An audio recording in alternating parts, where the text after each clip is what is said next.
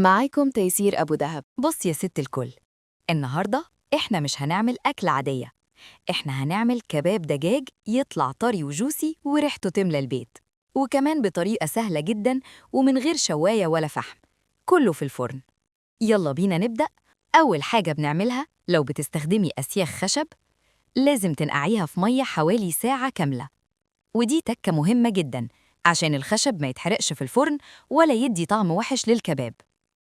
بعد كده نجيب بصلة كبيرة، حبة فلفل أحمر رومي، وفلفل حار اختياري لو بتحبي الطعم سبايسي، ونفرمهم فرم ناعم قوي. بس خلي بالك، السر الكبير هنا مش في الفرم، السر في التصفية. لازم نحط البصل والفلفل في مصفاة ونصفيهم كويس جدا من أي سوائل، عشان لو نزلوا بالعصير بتاعهم جوه الفراخ الخليط هيفك ومش هيمسك على السيخ. وتقدري كمان تضغطي عليهم بإيدك أو بمعلقة عشان تتأكدي إنهم نشفوا تماماً. كل ما الخليط كان ناشف كل ما الكباب مسك نفسه وبقى مظبوط. نركن الخضار ده على جنب شوية. تجهيز الفراخ. دلوقتي معانا كيلو صدور فراخ، ودي تكة. لو عايزة طعم أغنى شوية ممكن تخلطي الصدور مع شوية من ورك الفراخ، عشان الورك فيه دهن بسيط يخلي الكباب أطرى. بس لو هتعمليه كله صدور عادي جدا، بس لازم نشتغل صح.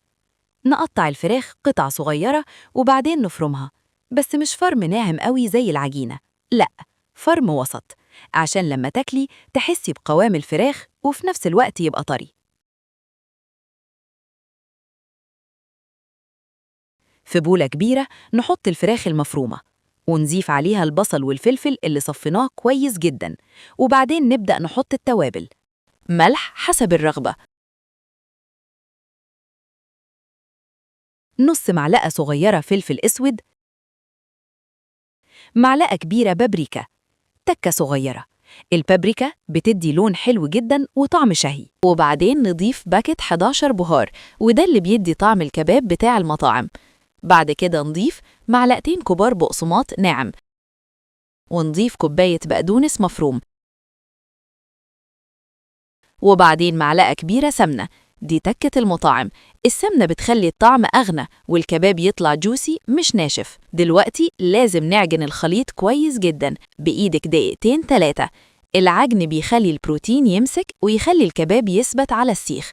ولو حسيتي الخليط طري زيادة ممكن تزودي معلقة بقسماط كمان. ندخل الخليط التلاجة ساعتين. فاكرين مية البصل اللي صفيناها؟ معلقة كبيرة صلصة طماطم، نص معلقة صغيرة ملح، نص معلقة صغيرة بابريكا، نص معلقة صغيرة فلفل أسود، معلقة كبيرة زيت، ونقلب كويس. ده الصوص اللي هندهن بيه الكباب عشان ياخد لون ولمعة زي بتاع المطاعم. تشكيل الكباب على السيخ. نشغل الفرن مسبقاً فوق وتحت، وبعدين ناخد حتة من خليط الفراخ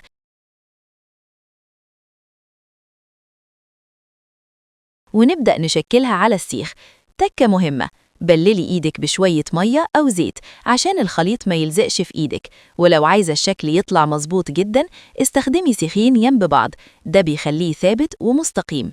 نقفل الأطراف كويس ونضغط بصوابعنا عشان ياخد شكل الكباب المعروف. لازم الخليط يكون ناشف ومتماسك، مش طري زيادة. لو حسيتيه بيفك زودي معلقة بقسماط صغيرة أو دخليه التلاجة نص ساعة كمان يشد نفسه.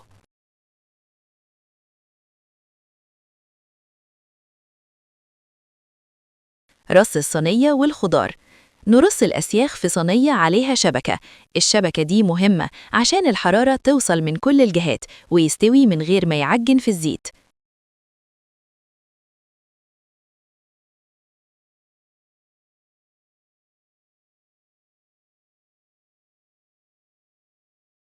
وتحت الشبكة نحط خضار زي طماطم وبصل وفلفل.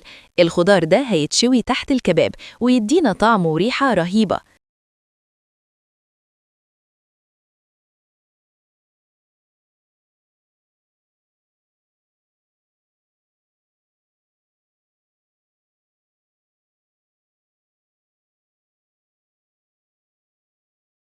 التسوية في الفرن. ندخل الصينية الفرن على نار فوق وتحت لمدة 20 دقيقة، ما تزوديش عن كده عشان الفراخ ما تنشفش. أول ما تلاقي الكباب بدأ يمسك نفسه نطلعه بسرعة وندهنه بالصوص وندخله 5 دقايق تاني.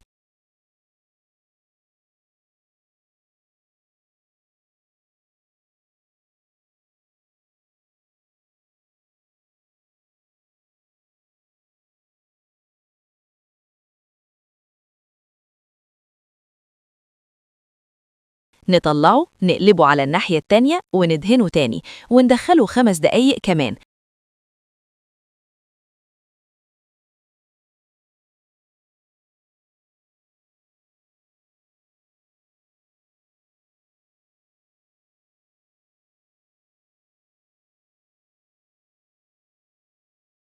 كده هيبقى استوى وأخد لون يشهي جدا. نصائح ذهبية قبل ما نختم.